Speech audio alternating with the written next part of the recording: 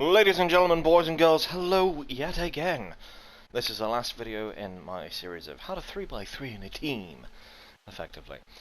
So, this last one that we're going to cover just real quickly is the DPS. Now this time you've caught me at the loading screen, and there's a very important reason for this. I'm going to show you the very first thing that you need to do as the DPS.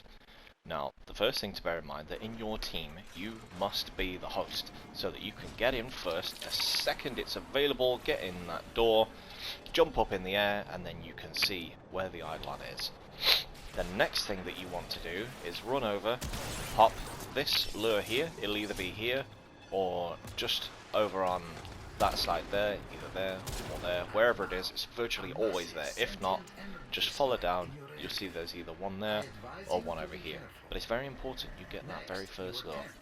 And then what you want to do is travel over to the horns. Now hopefully, assuming your team knows what they're doing, the three of them will be sat here waiting for you with a group of Vomvalis.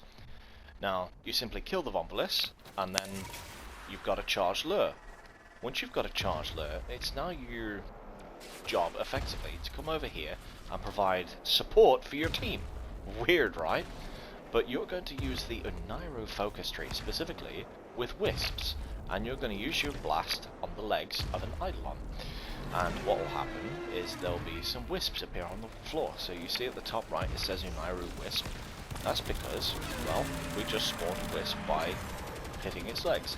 Typically, you're not really going to do a great deal of damage to the Eidolons, especially when the shield starts to get low. You're only really here to do the DPS. I'm just showing it so we can get to the next phase. So if you're DPSing, it doesn't matter what it is. There are 4 parts on Terrorist and 6 parts on the other 2 Eidolons. And what you want to do, the second that shield comes down, is get out your sniper rifle, whatever it is, your strongest single target, effectively rapid fire weapon, and you want to get that shot out on the damn thing.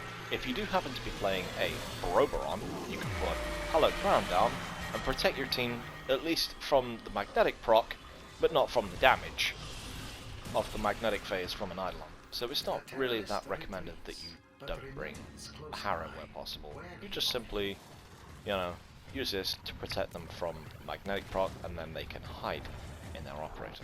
But anyway, that's Oberon. No one cares about Oberon. So, just to reiterate, you want to use your Unairo wisps by using blast in your operator form on the legs of the Eidolons. Sometimes you may need to jump up and use that blast just to catch the legs on particularly Harry or Gary. But yeah, you spawn those wisps for your team. You do not have vacuum on your carrier. You'll notice I do have a carrier, but vacuum is not equipped on it. Nobody in your team should have vacuum. It's very important, so that when you're creating those wisps for them, they can go pick them up, and now they'll do double damage against the shields of the Eidolons. Beyond that, just simply be ready to pop those Eidolon parts. And that is how you do the DPS role in a Tridolon run. Thank you for watching, hope it helped, take care.